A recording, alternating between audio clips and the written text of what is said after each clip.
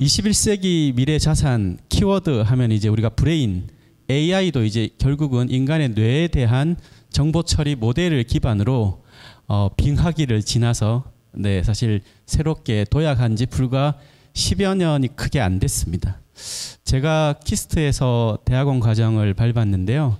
제가 이제 석사 때 이 뉴럴 네트워크, 신경회로망 같은 알고리즘을 기반으로 또 석사 때 논문을 썼던 기억이 있는데, 그때 이제 그거를 퍼지하고 막 이런 엑스퍼트 시스템 이런 걸 쓸 때 지도 교수님이 AI가 당시 빙하기였기 때문에 이걸 갖고 밥 벌어 먹고 살기는 쉽지 않다.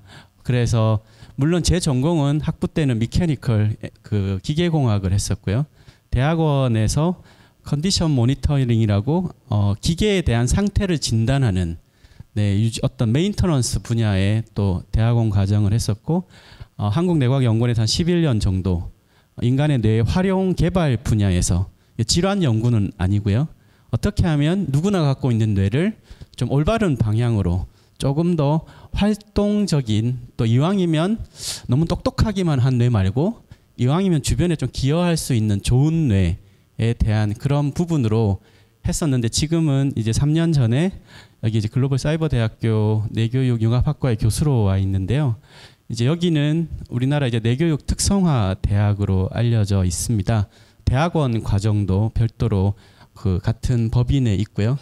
그러면 이제 오늘 주제가 앞에 이제 인공지능에 이어서 마지막 자연지능인데, 자연지능의 개발, 뇌교육 이렇게 이름을 붙였고요. 제가 소속된 학과도 대학도 이제 뇌교육 융합학과, 뇌교육 특성화 대학으로 불리고 있고, 이제 올해 신설된 AI 융합학과로 인해서 어떻게 보면 저는 개인적으로 굉장히 좋습니다.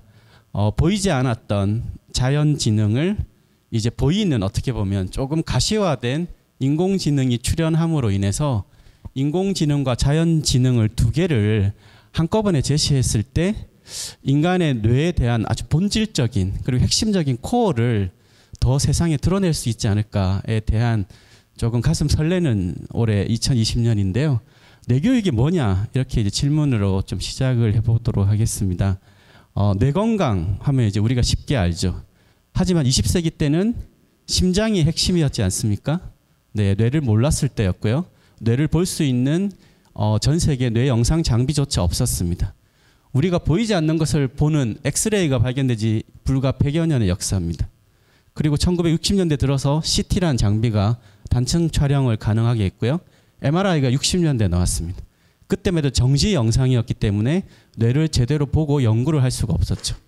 실시간으로 뇌의 활동성을 컬러풀하게 우리가 방송에서 나오는 그 fMRI라는 장비는 90년대 초반에 들어서야 나왔고요. 그로 인해서 뇌 시대, 뇌 세기, 이런 뇌 본격적인 인류의 패러다임에 뇌자가 이제 들어가기 시작했고요. 그러므로 인해서 심장에 주목했던 인체 건강의 핵심 기전도 심장이 아니라 뇌로 옮겨오기 시작했습니다. 하지만 인류 역사 동안 오랫동안 인류는 마음의 기제, 우리 같이 오신 옆에 분 잠깐 봐주실까요? 옆에 분하고 뇌를 바꾸시면 어떻게 되겠습니까? 네, 뇌를 뭐 자신감 있으니까 안 바꾸시겠지만 심장은 이식할 수 있죠. 네, 우리가 심장에 문제가 있으면 이식을 하고요. 인공심장도 넣는 시대입니다. 하지만 인공심장을 아주 지속적으로 하기는 어렵다고 의학계에서 얘기를 해요. 그만큼 인체의 적합성을 유지하는 게 굉장히 어렵다고 합니다. 아무리 좋은 인공심장도 인체에 이렇게 적응하기에는 굉장히 어렵다고 하는데요. 심장을 바꾸는 거, 옆에 분하고 뇌를 바꾸는 거, 본질적인 차이가 있죠. 네, 심장을 바꾸는 거에 뭐 아무런 크게 문제가 없을 수 있으나 뇌를 바꾸면 겉은 멀쩡한데 사람이 바뀌는 문제가 일어납니다. 인체에서 유일하게 정신활동을 담당하는 생물학적 기관, 아이덴티티, 휴먼 아이덴티티를 상징하기도 하죠. 그래서 우리가 요즘에 마음 얘기도 많이 하고 뇌 얘기도 많이 하는 이유는 마음 기제의 총사령탑이 바로 이제 뇌에서 비롯되기 때문입니다. 하지만 앞에도 얘기를 많이 하셨지만 이 마음의 발달은 뇌 혼자서 될 수가 없습니다. 마음은 기본적으로 상호작용으로 발달하는 거잖아요. 그래서 우리 아기의 뇌를 보면 가장 먼저 상호작용을 하는 대상은 아기 뇌 밖에 자기 몸이겠죠. 그래서 아기가 이렇게 막 움직이고 해야 막 운동 능력이 발달하고요. 그 다음에 사지를 몇 개월 있으면 쓰고요. 한 1년 지나면 두 발로 이제 서기 시작하면 이 손해를 비롯해서 폭발적인 두뇌의 인간만 할 수 있는 이족 보행 능력으로 인해서 두뇌가 폭발적으로 성장을 합니다. 그래서 움직임을 활성화하고 나야 이제 감정에 대한 주고받는 감정 기제가 또 발달을 하고요. 그 다음에 한 3, 4살이 되면 우리가 인지학습의 영역도 발달하는. 그래서 인간은 신체, 정서, 인지학습 순회에 아주 특별한 발달 과정을 겪죠. 인간의 이 움직임을 다 쓰려면, 네, 그리고 성인만큼 쓰려면 우리가 사춘기라고 부르는 한 15년까지는 걸립니다. 네, 하지만 동물은 나오자마자 걷고 뛰는 거 보면 어쩌면 동물이 더 좋아 보이기도 합니다. 우리 어머님들도 아기를 놓으면 내일 뛰고 모레 걷고, 네, 3일째 막 먹고 다 하면 좋겠지만 인간은 환경과의 상호작용을 통해서 두뇌를 발달하는 아주 특이한 구조를 갖고 있습니다. 그래서 건강도 이제 뇌 건강을 얘기하고요. 뇌과학은 인간의 뇌의 신비, 기능과 구조를 탐구하는 학문이라고 해서 뇌과학이라고 보통 표현을 하고요. 그럼 뇌공학은 인간의 뇌과학에서 밝혀낸 것들을 삶의 편리성을 부여하는 테크놀로지를 연구하고 개발하는 게 뇌공학입니다. 뇌교육은 뭐겠습니까? 네, 뇌와 교육의 만남이죠. 뇌에 변화를 주는 겁니다. 어떤 변화냐? 교육이 갖고 있는 본질적인 의미겠죠. 훈련하면 변화한다.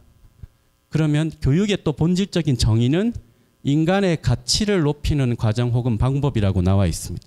이왕이면 훈련하며 변화하는 건 최고의 지구상 학습뇌를 갖고 있다고 알려진 인간이긴 하지만 이왕이면 교육자가 붙었다는 얘기는 가치를 높이는 방향으로 변화를 시키는 게 최상이라는 거예요. 그래서 뇌교육은 뇌 변화를 만드는 여러 가지 철학 원리 방법을 갖춘 융합 학문이기도 하지만, 네, 가치 추구에 대한 이 의식 확장의 방향성을 갖고 있습니다. 똑똑한 뇌보다 이왕이면 좋은 뇌를 원하는 그런 그 학문이자 기술이라고 인지를 해주시면 좋겠고요. 앞에 인공지능 얘기의 흐름상 최근에 이제 이슈가 되는 도대체 어디까지 인공지능에게 넘길 것인가. 자연지능하면 여러 가지 고민들을 많이 하죠. 제가 얼마 전에 그 TV에 채널을 돌리다가 우연찮게 그 홈쇼핑 채널을 멈췄는데요. 한 10분 보고 있다가 물건을 샀습니다. 네, 나의 의사결정인가? 네, 나의 뇌 속에 들어온 정보로 인한 네, 의사결정으로 된 건지. 앞으로 이런 것들은 아마 엄청 많아질 겁니다. 불과 10년 전과 지금 비교하면 나라고 하는 이 셀프 어웨어니스, 내가 나를 알아차리는 이 지점 과연 얼마만큼 유지할 수 있을까요? 나도 모르게 물건을 사고 나도 모르게 뭔가 의사결정을 하는 그 범위와 폭은 더 크고 넓어질 겁니다. 이런 시대에 과연 우리는 깨어있는 의식을 가질 수 있을까? 이게 이제 자연지능과 조금 맞물린 얘기가 아닐까 싶은데요. 교육계에서는 이미 일찍이 이런 변화가 시작되었습니다. 지금 여기 연령층이 아마 IQ 검사를 하셨던 세대시죠? 네, 지금 혹시 자녀분들, 조카들은 IQ 검사를 학교에서 하지 않습니다. IQ 검사를 하지 않는 이유, 우리들은 IQ 검사를 했던 이유, 시대가 바뀌었죠. IQ 하나가 갖고 있는 제약점 때문인데요. IQ 100년 역사를 무너뜨렸다는 다중지능, 이 하워드 가드너 교수의 이 다중지능을 세상에 내어놓았던 본질도 다중지능의 핵심이 아니라 프레임 오브 마인드, 마음의 틀이었습니다. 우리 아이들이 갖고 있는 이 마음 기제, 마음 능력을 다양화해야 되는데 숫자 하나로 획일화되는 IQ에 대한 엄청난 좀 힘들고 고뇌가 담긴 것에서 처음에 7개의 지능을 내어놓았습니다. 하지만 IQ 세대들은 아직도 머리 좋으면, 공부 잘하면 머리가 좋다고 표현하고요. 네, 뭐 예체능을 잘하면 머리 좋다는 표현보다 재능이 높다는 표현을 쓰는, 네, 우리 20세기 교육의 마지막 세대, 네, 우리 미래 세대, 인공지능과 경쟁할 첫 세대와 아주 미묘한 접점을 갖고 있는 것도 사실인데요. 처음에 7가지 지능을 내었다가 마지막 그 8번째로 자연지능을 냈습니다. 그것은 이제 역시 교육에서 자연이 멀어져 가는 여기 안타까움에서 시작되었다고 얘기를 하고요. 여기에 플러스 2분의 1 지능이 실존 지능이라고 알려져 있죠. 아직은 이게 완전히 다중지능 안에 포함되어 있지 않으나 실존 지능, 결국은 나의 가치를 발견하고 나의 재능을 이왕이면 주변 사회에 이롭게 하는 방향으로 쓰이게 하는 이제 방향성에 대한 의미입니다. 이제 이런 것도 교육의 아주 큰 변화죠. 결국은 핵심이 뭔가요? 마음입니다. 마음 능력이라고 하는 거죠. 오늘날 인지과학, 인공지능의 핵심도 인간의 마음 능력에 대한 것을 과연 침범할 것이냐, 위협받느냐에 대한 고민이고요. 요즘에 글로벌 기업들, 아주 발빠른 글로벌 기업들은 고민에 이제 휩싸였죠. 모든 것이 연결된 세상, 스크린으로 정보를 받는 세상. 네, 15년 성인만큼 커지는 시기에 이렇게 사람과 인간과 교류하지 않고 이런 걸로 뇌를 발달시키는 인류 첫 세대 출현. 여기 아주 고민을 갖고 있습니다. 그래서 남과 다른 사고, 새로운 의식의 확장, 영감, 통찰 이런 영역들, 인간의 고유 영역을 어떻게 개발할 수 있을까? 글로벌 기업들, 우리가 얘기하는 애플, 페이스북, 구글 이런 기업들이 선택한 대표적인 방법이 동양의 메디테이션입니다. 실리콘밸리의 가장 핫한 연례 컨퍼런스 위즈덤 2.0의 핵심 주제가 메디테이션이라는 사실은 우리가 조금 눈여겨볼 사항이죠. 동양의 정신문화의 정수라고 하는 건데 우리는 이제 건강법 차원으로 인식을 하고 있고 네, 서구에서는 인간의 역량개발 차원, 인적 자원으로 하고 있다는 여기에 뭔가 인공지능과 자연지능의 맥을 한번 짚어볼 수 있지 않나 생각합니다. 내교육의 비영리 국제단체가 있는데요. 그럼 자연지능이라는 거에 대한 좀 정의를 한 번씩 짚어보고 갈 필요가 있는데 여러 가지 다보스 포럼에서도 인간의 고유 역량 이런 얘기도 나오고 있고요. 아직 공식화된 국제사회의 정의는 없습니다만 내교육의 이제 유엔 공보국 NGO인 국제내교협회에서 2년마다 내고 있는 유엔의 내교육 보고서인데요. 작년도 보고서에 여기 인간의 슬로건이 인간의 내적 역량 개발을 통한 휴머니티 회복이라 여기에 내적 역량이라는 걸 어떻게 정의하고 있냐면 원하는 목표와 원하는 변화와 목표를 이루기 위한 인간이 가진 다양한 능력 중에서 성공적 수행과 성과에 이르게 하는 내재적 역량으로 그런 행동을 일으키게 하는 동기, 태도, 가치관, 자아의식 등 개인의 행동적 심리적 요구를 망라한다. 가장 핵심은 나는 누구인가로 대표되는 내면 탐색을 비롯해서 정신적 회복 탄력성, 인내와 용기, 자기주도성, 사명감, 영감, 통찰 이런 것들을 인간의 내적 역량이라고 기본 개념화를 했습니다. 이런 것들은 20세기 교육에 다루어지지 않았죠. 왜? 숫자로 표기화되기 어려웠고 이것을 측정하기도 어려웠고 그게 핵심도 아니었기 때문입니다. 하지만 지금 인공지능 시대의 출현으로 인해서 이제 보이지 않았던 인간의 고유 역량들이 수면 위로 떠올라야 되는 시점이고요. 이것이 떠올라서 교육에 투입되지 않는 한 한 나라의 미래를 보장하기 어려운 지점에까지 와 있습니다. 왜냐하면 오늘날 인공지능 시대의 출현은 모든 것이 연결된 세상으로 인해서 사실 되었다고 볼 수 있고요. 그래서 우리가 이거를 정보화 시대라고 표현을 하고 뇌와 연결해서 보면 뇌는 정보 처리 기관이기 때문에 영향을 더없이 많이 받는 시대에 이르렀다는 것입니다. 기결하면 결국은 이런 인공지능 시대를 맞이한 인류에게 나의 뇌를 어떻게 개발할 것인가, 나의 자녀들, 인공지능과 경쟁할 첫 세대에 어떻게 인간 역량을 높일 것인가 그런 게 관심 아닐까요? 그래서 저희가 올해 주제로 인공지능, 자연지능을 잡은 이유도 그렇습니다. 그럼 좀 본격적으로 얘기를 풀어가 보도록 하겠는데요. 제가 고향이 부산인데요. 부산에 가면 대부분 절이 사찰들이 대부분 산에 있는데 바닷가를 맞대고 있는 용궁사라는 절이 있어요. 외국인들이 한국에 오면 밤에 도착하면 십자가를 보고 기독교 국가인 줄 알았다가 네, 주말에 산에 가면 불교 국가인 줄 안다고 합니다. 네, 한국이 아주 특이한 나라인데요. 용궁사에 가는 입구에 이렇게 적혀 있었어요. 너의 과거를 알고 싶거든 지금 내가 받고 있는 것을 보고 너의 미래를 알고 싶거든 지금 너가 하고 있는 것을 보면 안다. 20세기 가장 뇌과학의 위대한 성과라고 하는 이 뉴로플라스티시티, 신경 가소성, 뇌는 훈련하면 변화한다. 요람에서 무덤까지. 예전에는 뇌세포 생성 안 된다고 봤는데 지금은 뇌세포가 새롭게 생성된다는 놀라운 연구 결과 인체에 림프관이 있다고 뇌는 없다고 봤는데 뇌도 림프관이 발견돼서 네, 지금 치매 연구에 새로운 방향성이 제기되기도 하고 있는 시점에 네, 요즘은 뭐 장내 미생물이 네, 가장 중요한 또 건강 기제 패러다임으로 떠올라서 우리 장을 소화기관만이 아니라 더 세컨 브레인, 제2의 뇌라고 또 주목을 하죠. 요즘 방송을 뜨겁게 달구고 있습니다. 뭐 좋은 여러 가지 마이크로바이옴에 대한 얘기들이 많이 나오는 시점이죠.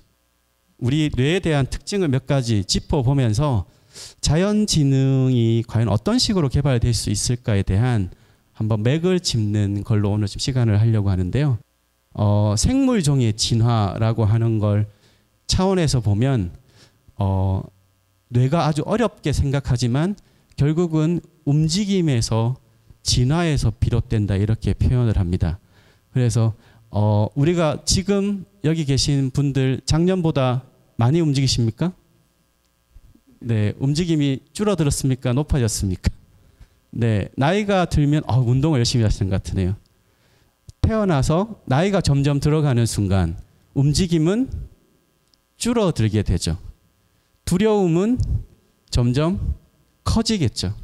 네, 호기심도 대부분 줄어듭니다. 네, 움직임이 내가 작년보다 많은 움직임을 갖는다. 특별한 노력을 하지 않는 한 우리가 동물, 움직일 동자, 개체 전체가 움직여야 동물이죠. 포유류, 아래 파충류, 우리 신생아들 움직임은 뇌가 몸 전체를 움직일 수 있는 수준이고요. 포유류로 올라가면 사지를 움직일 수 있고요. 영장류는 사지의 말단을 움직일 수 있는, 그래서 움직임의 발달 진화가 결국은 고등의식 기능의 진화와도 아주 맞물려 있습니다. 그래서 여기 보이는 이 다 동물인데요. 멍게도 뇌가 있다고 알려져 있죠. 회를 드실 때 멍게는 뇌가 없습니다. 어릴 때는 있다가 유생이 떠다니다가 바위에 붙으면 자기 뇌를 없애버리는 동물로 알려져 있습니다. 왜 없애버리겠습니까? 네, 더 이상 움직일 필요가 없으니까요. 그러다가 이제 움직임이 점점점 진화하는 거죠. 그래서 파충류 단계에 이르면 감정 기제도 생기고요. 우리가 포유류라고 하는 데리고 사는 반려동물급에 이르면 주고받는 공감 기제가 생기고요. 이 반려동물 넘어가면 영장류까지 가면 이제 언어 기제가 투입이 되면서 고등정신 기능들이 발달이 일어나는, 그래서 우리가 인간입니다. 지금 계신 분들이 내가 사지 말단을 조절하기 어렵다. 네, 이러면 영장류는 아니신 거예요. 네, 지금 12월 31일 날, 네, 올해가 1월인데요. 지난 12월 31일 날 뭐 했는지 떠올려 보실 수 있죠?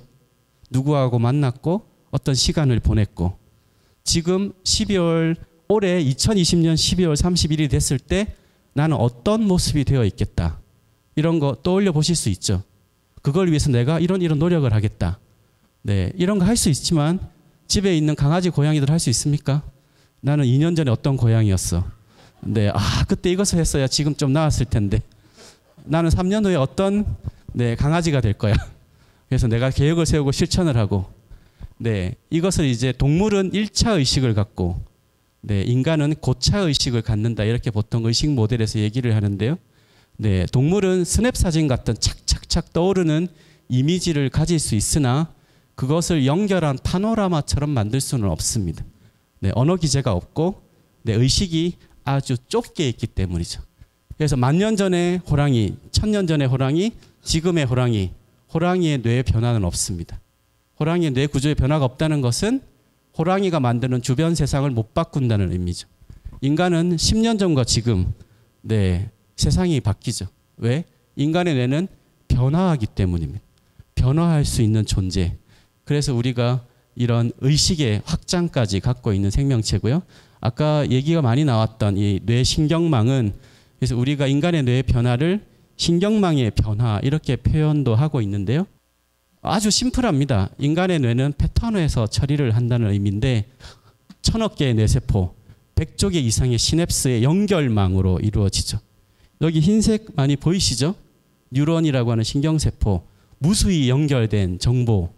그러면 15년간의 성인기까지 엄청난 움직임과 감정의 양상과 학습을 해가면서 사춘기까지 정신없는 발달을 해가는데, 많이 쓰는 건 강화되고 쓰지 않는 건 약화되어서 이제 없어지고 가지치기가 일어납니다.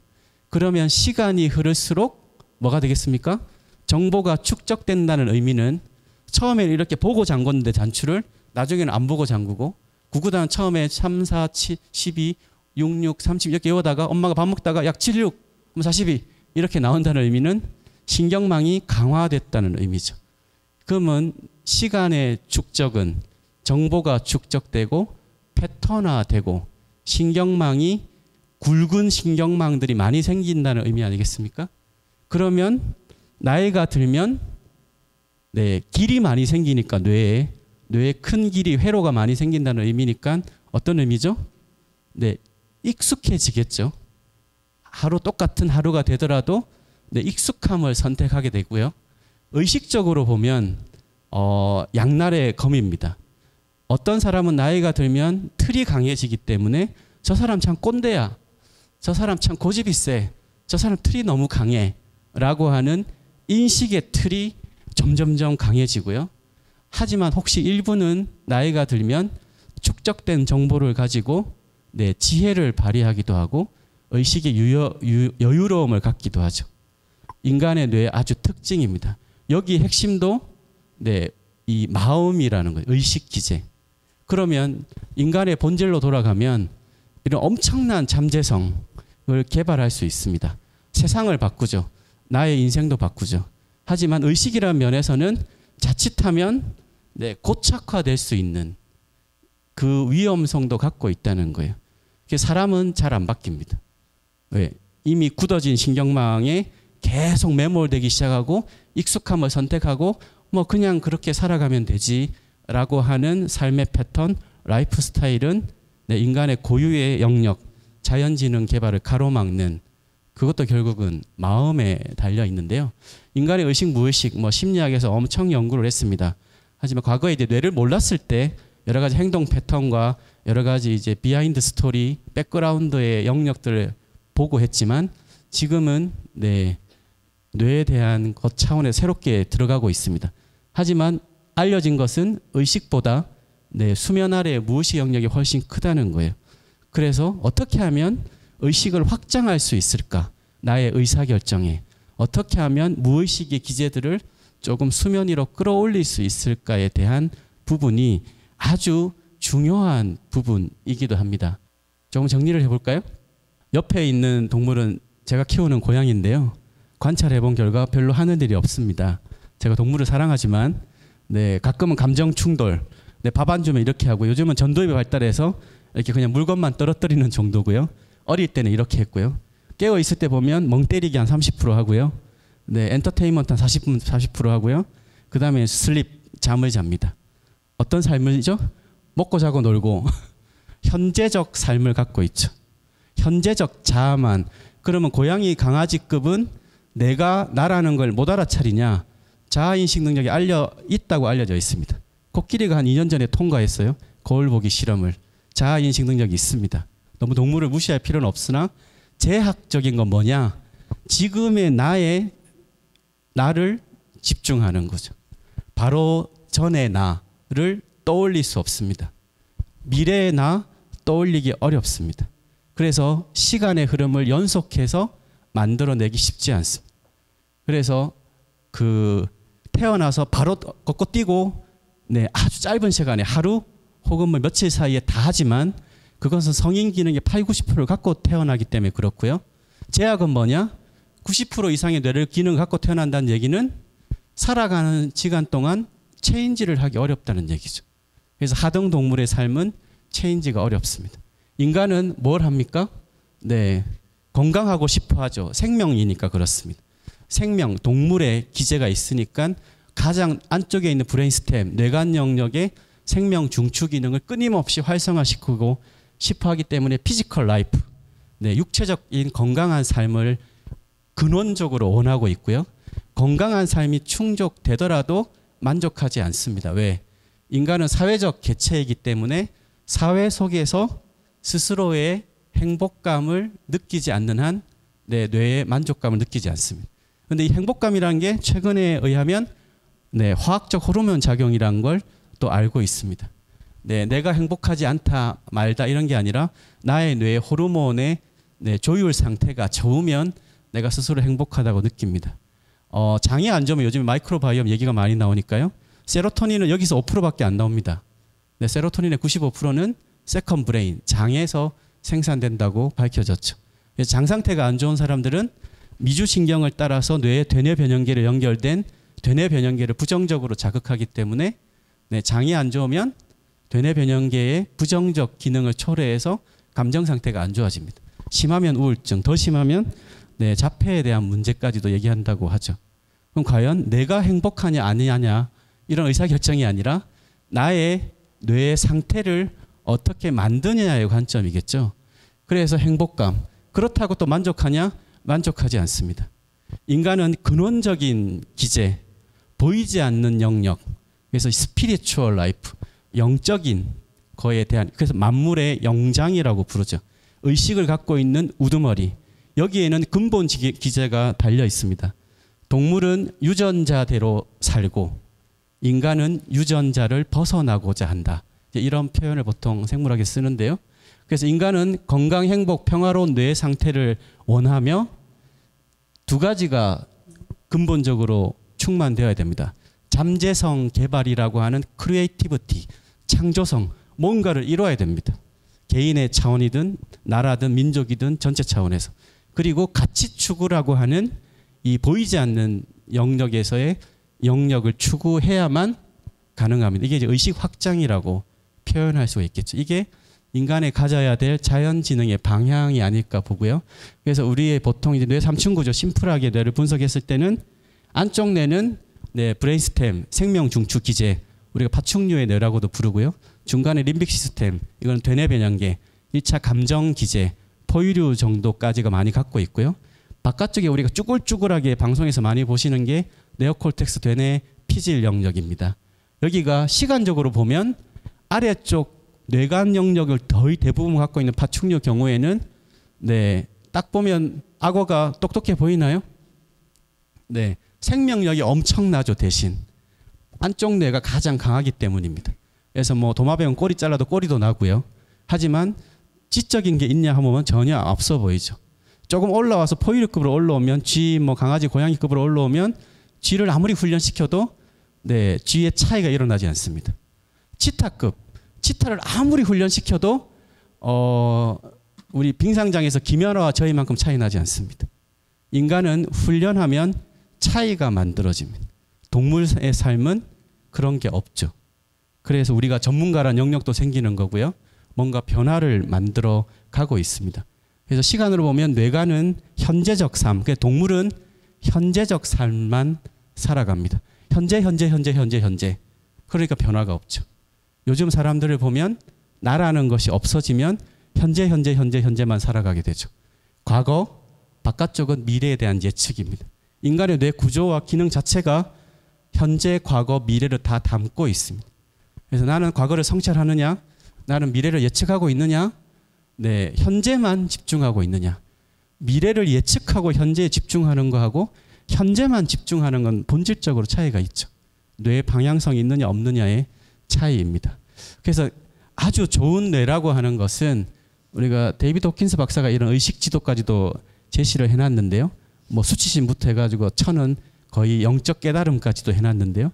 나라는 의식이 점점 더 확장이 돼서 이왕이면 가족, 지역, 나라, 민족, 이왕이면 함께 살아가는 이 인류 공동체까지 뭔가 할 수 있다면 그런 네, 의식이 높아진 이 시티즌, 시민들이 많아진다면 그런 게 이제 아주 이로운 세상을 만들어 가는 것이겠죠. 자연지능이 개발된다면 그런 게 보편화된다면 어떤 세상이 올까에 대한 게 이제 뇌교육이 지향하는 바이기도 합니다. 그래서 여기에서 변화는 좀 정리를 하면 어떻게 하면 그럼 자연지능을 개발할 수 있을까? 첫 번째는 뇌에 대한 인식을 바꾸는 겁니다. 지금 뇌를 떠올리면 쭈글쭈글한 두개골 떠올리실 거예요. 그거는 무의식적으로 생물학적 기관으로 교육받았기 때문입니다. 첫 번째 뇌를 변화시키는 첫 번째는 생물학적 대상이 아니라 나의 뇌가 마음 기제의 총사령탑이라 변화와 개발을 위한 대상으로 인식하는 겁니다. 그러면 이걸 어떻게 바꾸냐? 내 몸이 먼저죠. 지금 인공지능 시대는 의식이 대부분 밖으로 가 있죠. 네, 내 몸 보지 않습니다. 지금 이제 조금 이렇게 추워지면 내 몸이 얼고 하는 그걸 알아차리는 분도 있고 알아차리지 못하는 분도 있고 졸음이 오고 있는데 졸음 오는 걸 알아차릴 때도 있고 못 알아차릴 때도 있고 이런 여러 가지 차이들이 있죠. 그래서 뇌교육에서 시작은 자기 몸을 관찰하는 거, 몸의 변화를 감지하는 거, 거기서부터 보통은 시작을 하고 있고요. 그래서 몸을 바라보는 기제도 바꿉니다. 서구에서는 정신이라고 부르죠. 보이는 것과 보이지 않는 정과 신의 약어로 붙이지만 우리 보통 동양 한국에서는 중간에 에너지를 넣어서 정기신, 이 삼원에 대한 쓰리바디 시스템을 갖고 있어서 뇌교육에서도 이런 내 몸은 내가 아니라 내 것이다 이렇게 바라보는 겁니다. 내 감정은 내가 아니라 나의 것이다. 호르몬 작용을 기반으로 하니까요. 내 마음도 내가 아니라 내 것이다. 그래서 대상을 바라보는 순간 변화가 이제 시작되는, 그 시작은 나의 몸을 감각을 깨우는 것부터, 명상은 이제 그런 과정의 하나의 방법으로 되어 있습니다. 이게 국제뇌교협회가 유엔에 제출한 보고서에 보면 뇌교육의 아주 요체를 얘기해 놨습니다. 몸을 관찰하는 거, 몸을 느끼는 거, 몸과 마음을 상호작용하는 것은 우리 선조들의 문화였죠. 그래서 우리는 심신쌍수, 몸과 마음을 함께 단련하는 요체를 갖고 있었는데 뇌교육은 한국의 반만년 정신문화와 21세기 뇌의 만남이다. 고대 한국의 조상들은 인간과 자연의 합일사상을 강조한 천지인, 몸과 마음을 분리하지 않고 함께 다스렸던 심신쌍수, 인간 의식성장의 원리와 방법론인 수승화강, 심기열정, 정충기장, 신명, 이것을 생활 문화로 체득해왔다. 불과 2000년 전에 우리 선조들이 그렇게 했습니다. 피지컬과 멘탈, 심신을 함께 영유했던 그런 문화, 이것이 이제 뇌와 접목이 되면서 인지과학, 교육학, 심리학, 뇌과학과 접목되면서 이제 뇌교육이란 학문화 된 것이고요. 본질적으로 추구하는 건 인간 고유의 역량의 개발과 확산에 두고 있습니다. 그래서 이것이 이제 귀결되면 어떤 삶을 원하느냐? 나의 뇌를 바라보기 시작하고 뇌를 제대로 운영하는 그런 보편적 사회를 바라고 있습니다. 이왕이면 왼쪽보다는 오른쪽으로 가는 거, 이왕이면 내 재능 발견하고 이왕이면 좋은 쪽에 쓰게 하는 거, 이것을 하기 위해 고민하고 고민을 하다가 나온 형태가 뇌를 바라보는 이 보스, 뇌를 운영한다라는 개념. 컴퓨터에 OS가 있죠. OS가 빠진 디지털 시스템이 없죠. 그럼 인간의 뇌에도 뇌를 보편적으로 제대로 운영하고 쓸 수 있는 브레인 오퍼레이팅 시스템이라는 게 있다면, 그것을 학문적으로 체계화하고 보편화시킬 수 있다면, 그것을 교육기제에 투입해서, 건강기제에 투입해서 그것들을 회복하고 발달시킬 수만 있다면 이거는 굉장히 큰 변화를 만들 수 있겠다라는 걸로 이렇게 해서 뇌교육의 핵심 원천 기술이라고 하는 보스가 정립이 됐고요. 기본적으로 단계별로 할 수 있는 뇌감각 깨우기, 유연화하기, 정화하기, 통합하기, 주인되기라고 하는 의식과 무의식의 영역을 통합하고 의식의 확장을 이끄는 자연지능 개발 단계라고 해도 맞을 것 같습니다. 이런 걸 기반으로 이제 정리가 되었습니다. 그래서 아주 복잡한 얘기들은 많이 좀 마무리를 했고요. 마무리로 말씀을 드리고 싶은 것은 뇌 운영 시스템, 뇌교육의 핵심 원천 기술인데요. 본교 이제 글로벌사이버대학교 대학 설립자이신 이성호 총장님께서 저서인 보스에서 이렇게 문구를 마지막으로 좀 공유 드리면서 마무리를 하려고 합니다. 인간은 뇌를 누구나 가지고 있지만 그러한 뇌를 제대로 운영하는 사람은 많지 않다.